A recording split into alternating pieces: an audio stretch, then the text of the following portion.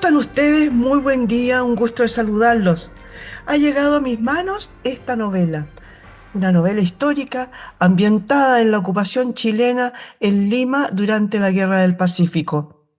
En la sombra de Patricio Lynch, el gran maestro de la novela histórica chilena, Guillermo Parvex, explora el complejo escenario que siguió a las victorias chilenas en las batallas de Chorrillos y Miraflores. En una Lima devastada por la guerra, el contraalmirante Patricio Lynch asume el desafío de mantener el orden y negociar una salida al conflicto.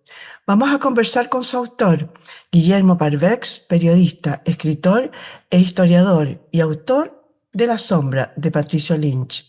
¿Cómo estás tú? Muy buen día, un gusto saludarte.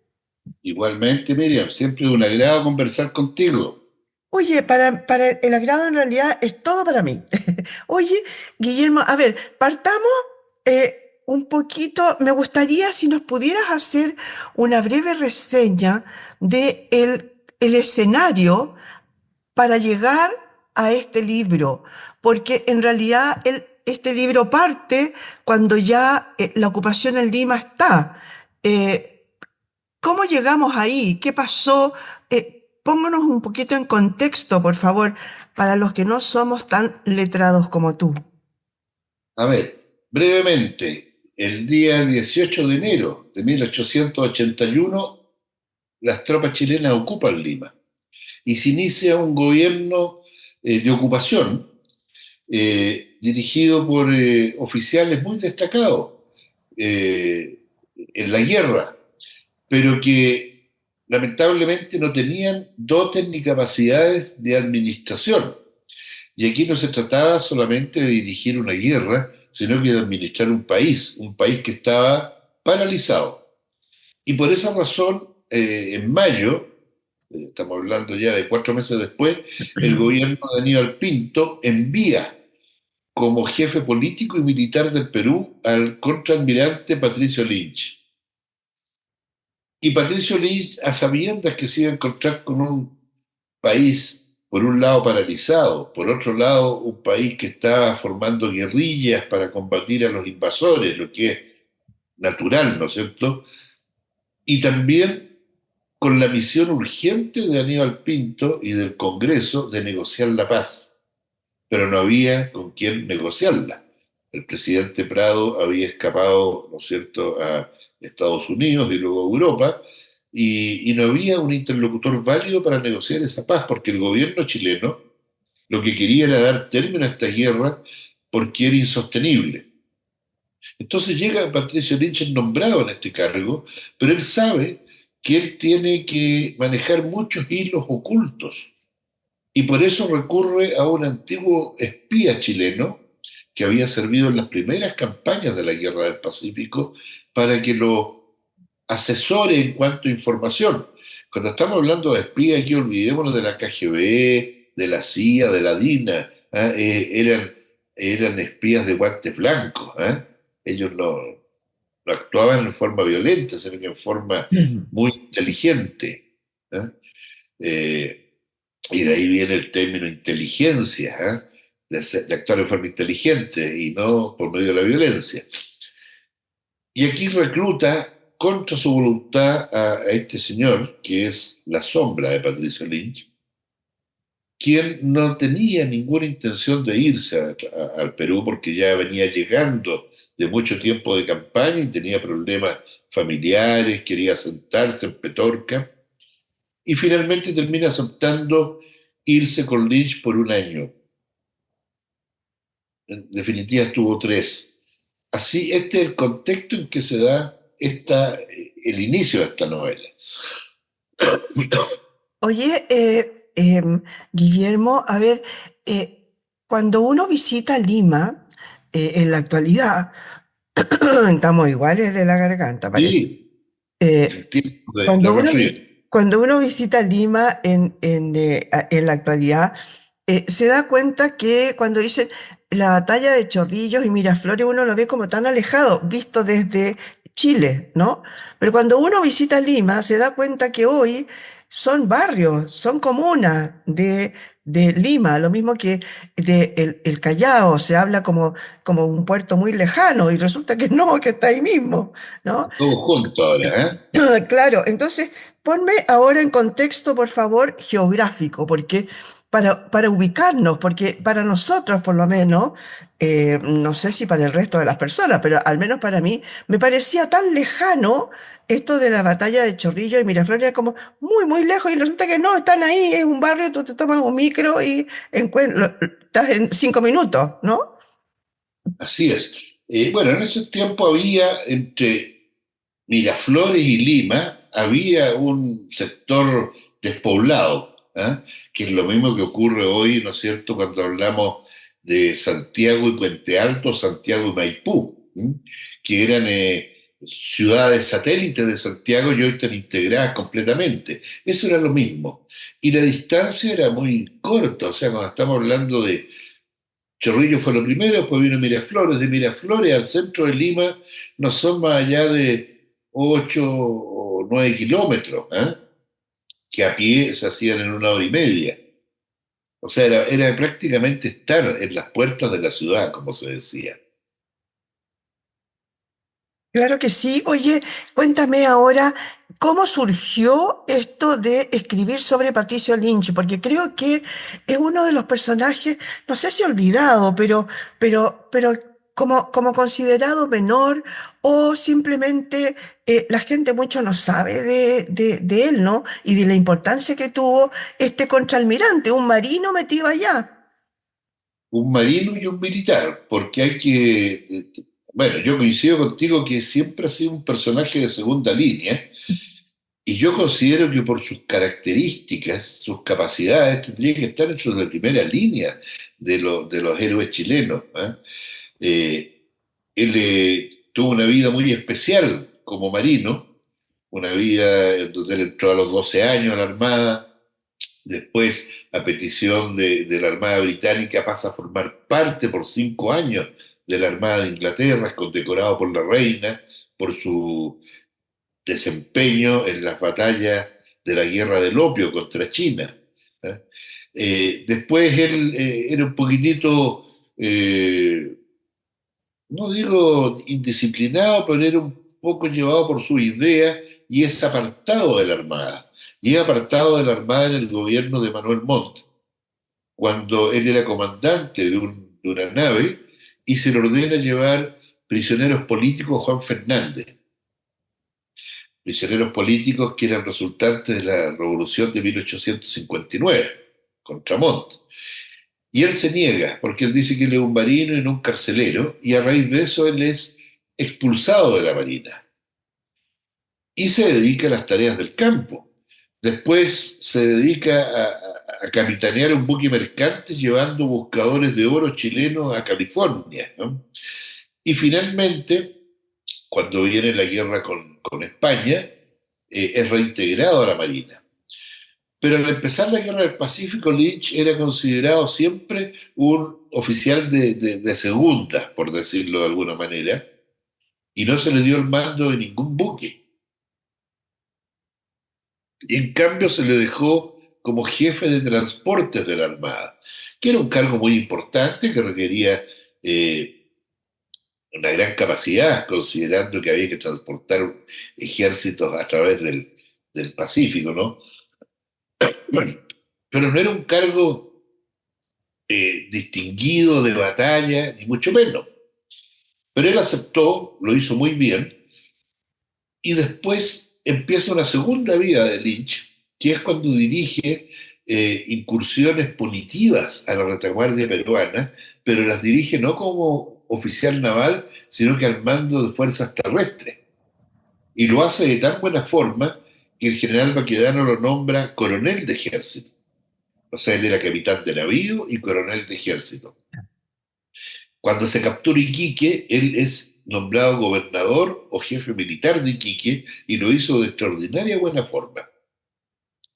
Después, en las últimas grandes batallas de la guerra, Chorrillo y Miraflores, él dirigió una división del ejército, la división Lynch, que tuvo una extraordinaria participación en las dos batallas. Entonces, él escaló casi del anonimato a ser un protagonista muy importante y muy capaz.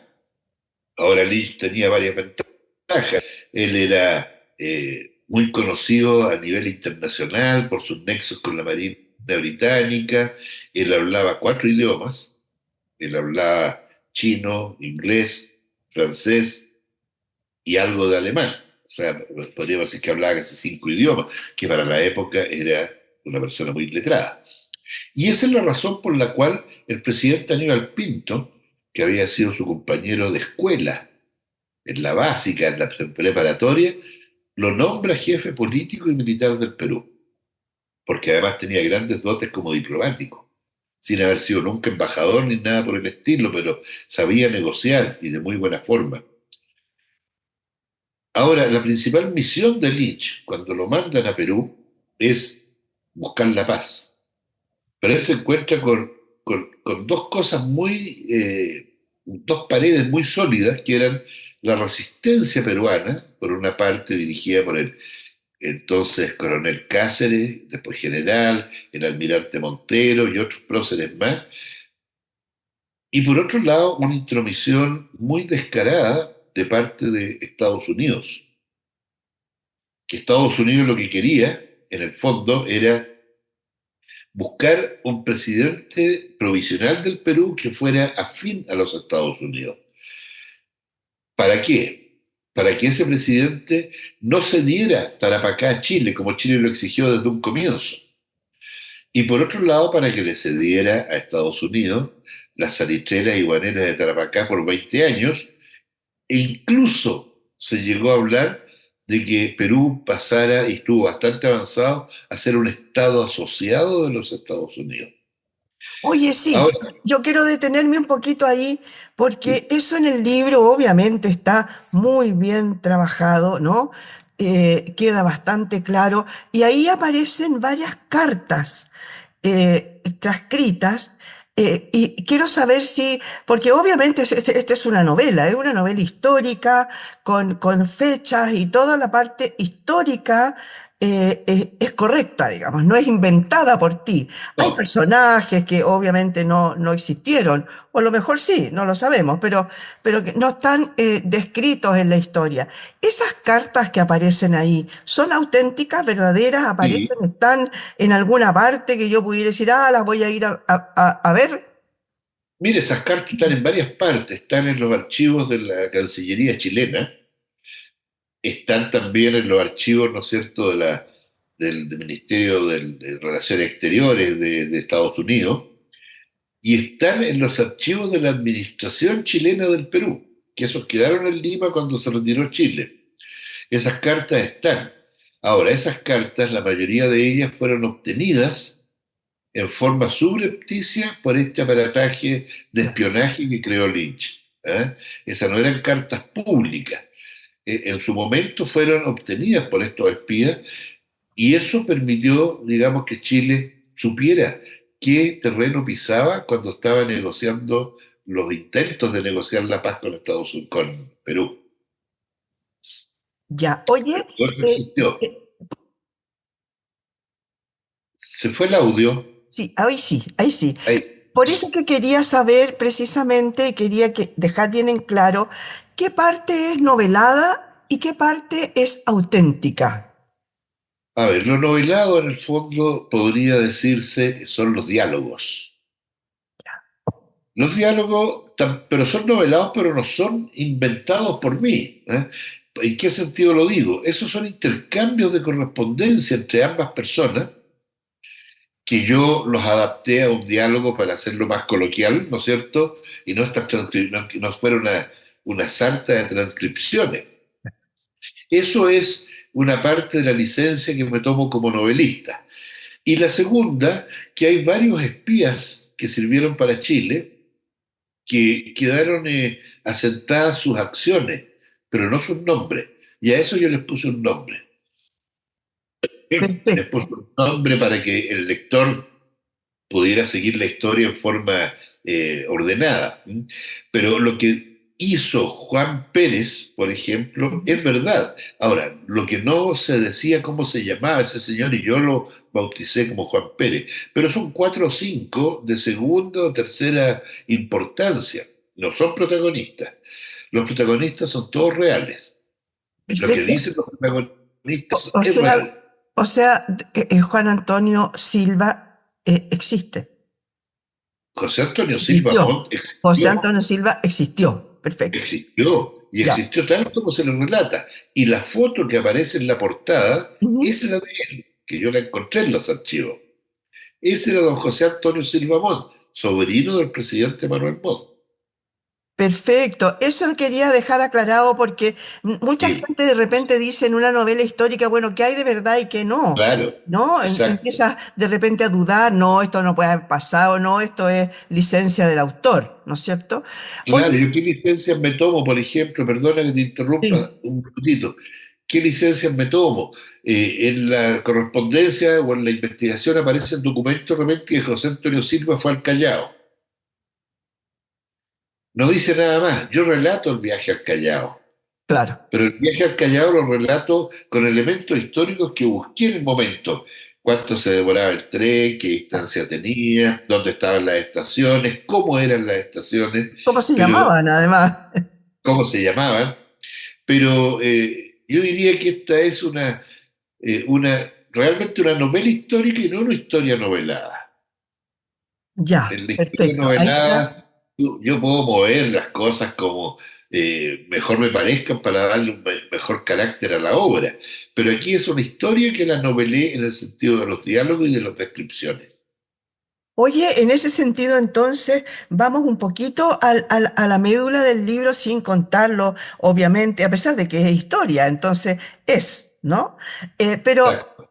A ver, don Patricio Lynch y su sombra se enfrentaron entonces no sé, 4 o 5 años duró la ocupación. Tres y medio.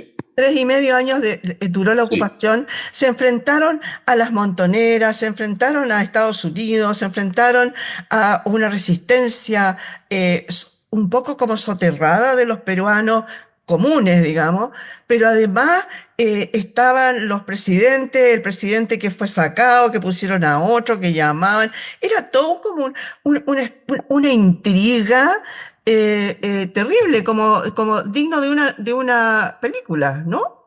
sí, había mucha intriga. Por ejemplo, Lynch, cuando asume en Lima, se encuentra que con la anuencia del gobierno chileno, la anterior administración del coronel Lago, había autorizado el funcionamiento de un presidente provisional, que era García Calderón, que lo pusieron en una sede de gobierno en La Magdalena, un pueblito hoy día parte de Lima, para poder negociar la paz con él. Pero resulta que los norteamericanos se metieron ahí con García Calderón y lo convencieron de que no negociara cediendo Tarapacá. Ahora uno dice a cambio de qué lo convencían, a cambio de pagarle parte de la deuda externa, a cambio de favores de apoyo militar. Y este presidente llegó al grado de adhesión a Estados Unidos tan grande que en un momento determinado firma un decreto entregándole el puerto de Chimbote a Estados Unidos como base naval. Y de esto se entera Lynch por el servicio de espionaje. Y al tener conocimiento de esto, manda un buque blindado a Chimbote, al mando del capitán Jorge Montt, y llega 3 horas antes de que los norteamericanos ingresen a Chimbote para instalar su base naval. Ese es el nivel de intrigas que se va tejiendo, pero todo eso es real. Perfecto. Oye, el José Antonio Silva, esta sombra, es un personaje que al final del libro me llamó la atención. Nunca va a tener un nombre de calle, porque como que no habría sido destacado. Por eso entró mi duda de si había existido o no, ¿no? Sí, Eh, existió, se habla de su hija, su única sí, hija, ¿no es cierto? sí. Muere en Temuco, la tumba de la hija está en Temuco, ¿eh? Ah, Todo es real. perfecto. qué bien. La Oye, hija estaba... ¿Ah? ¿cuánto tiempo te llevó hacer este libro? Porque aquí hay una investigación enorme. Mira, tuve como punto de partida, digamos, algo que era más o menos contundente, que era la historia muy sintetizada que logré de José Antonio Silva hace ya 10 años cuando escribí El Servicio Secreto Chileno en la Guerra del Pacífico. Ya, Y ese fue el punto de partida para investigar mucho más sobre él. Pero ya. después tenía que ver qué había pasado con él en Lima, porque en el libro Servicio Secreto se habla justamente de su participación en las campañas de Tarapacá y de Lima, pero no en la ocupación. Entonces ese fue el punto de partida. Segundo, de ahí partí con la investigación a través del Archivo Nacional, a través de la prensa de la época, que hay muchas cosas de las cartas de los norteamericanos que se publicaron en la prensa meses después de conocidas por Lynch, ¿ya? Cuando ya se había destapado el escándalo, por decirlo. Pero todo eso lo fui encontrando en la prensa peruana de la época, que investigué en el fondo dos diarios peruanos, La Actualidad y se me fue el nombre del otro, desde el año 1881 a 1884. Entonces, de ahí obtuve información y a veces información muy parcializada, pero que me permitía un elemento que me llevara a un archivo a algo determinado. Perfecto, claro, era como agarrar la punta del hilo, ¿no es cierto?, de la lanita Exactamente, para claro. seguir la información. Oye, obviamente te quiero felicitar por el libro, Gracias. lo encontré muy, muy bueno. No quería hacer un spoiler cuando dije lo de al final del libro lo que dice, ¿no es cierto? Bueno, Sí, pasan un montón de otras cosas muy, muy importantes y muy interesantes y sobre todo muy desconocidas para la historia de Chile.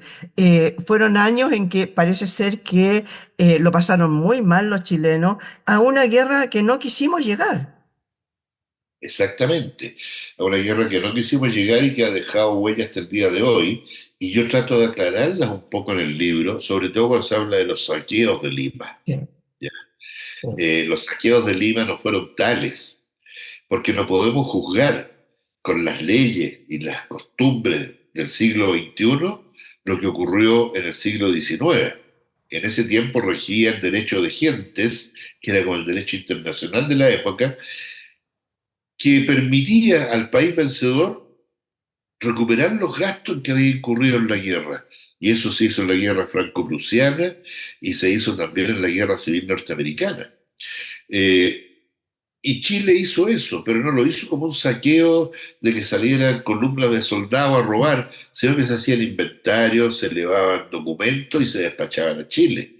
Lynch fue muy correcto en eso, y cuando hubo intentos de soldados o de oficiales de enviar cosas valiosas como encomiendas, él inmediatamente lo sancionó.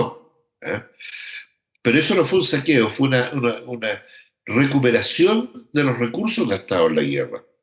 Y lo otro que hay que destacar de Patricio Lynch es que él puso en marcha un país detenido, un país en el cual la Corte Suprema había ordenado a todos los jueces de la República cesar en sus funciones y no actuar mientras durara la ocupación.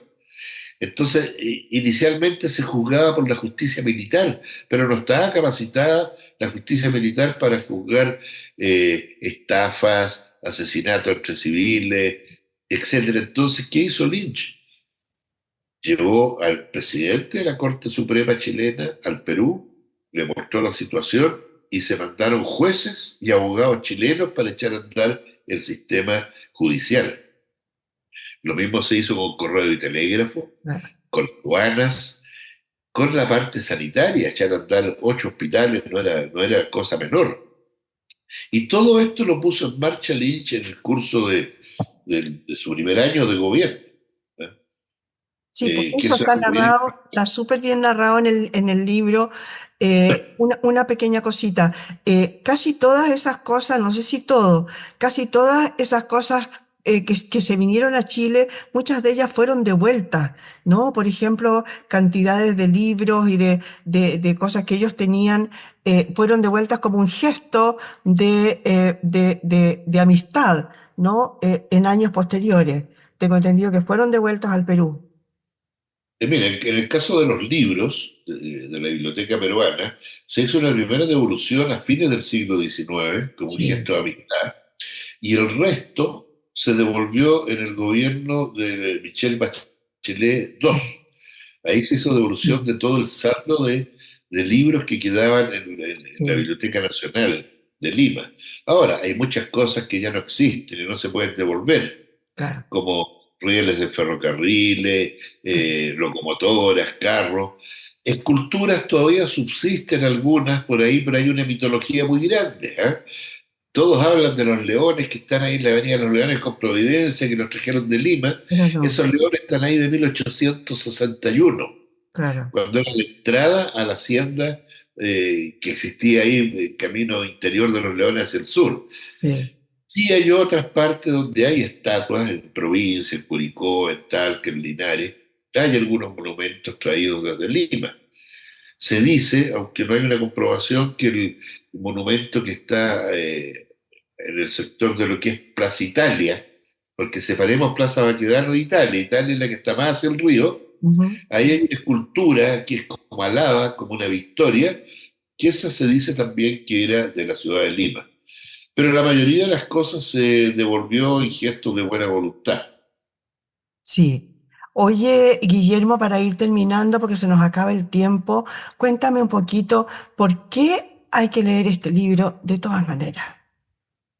Pero yo creo que la guerra del Pacífico es un conflicto que todavía está latente y subyace en el imaginario de tres países, de Bolivia, Perú y Chile. Conocemos nosotros las principales gestas de la guerra del Pacífico, me refiero como chilenos, la toma del Morro, el combate naval de Iquique, ¿no es cierto? Pero este periodo de la ocupación chilena de Lima, que está exenta de grandes heroísmos, ¿ah? No hay batallas dentro de Lima, no hay... Esta estaba prácticamente olvidada o relatada con una pincelada nada más. ¿Eh? Entonces, por eso quise rescatar este tramo de la historia que es demasiado importante porque revela principalmente los esfuerzos del gobierno de Chile, primero de Aníbal Pinto y después de Domingo Santamaría, por buscar un negociador que los pudiera llevar a la paz con Perú. Muchas gracias, Guillermo, por haber estado hoy día con nosotros y habernos entregado este precioso libro que en realidad creo que debiera ser texto obligado para todas las personas que estamos más o menos interesados en la historia de nuestro país. Muchas gracias por haber estado hoy día con nosotros. Muchas gracias a ti, Miriam. Como siempre, una excelente conversación contigo y saludo a todos los que te siguen. Muchas gracias le damos a Guillermo Parvex, periodista, escritor, historiador y autor de este libro que llegó a mis manos, La sombra de Patricio Lynch. Muchas gracias, señoras y señores, por haber estado hoy día en este punto de encuentro.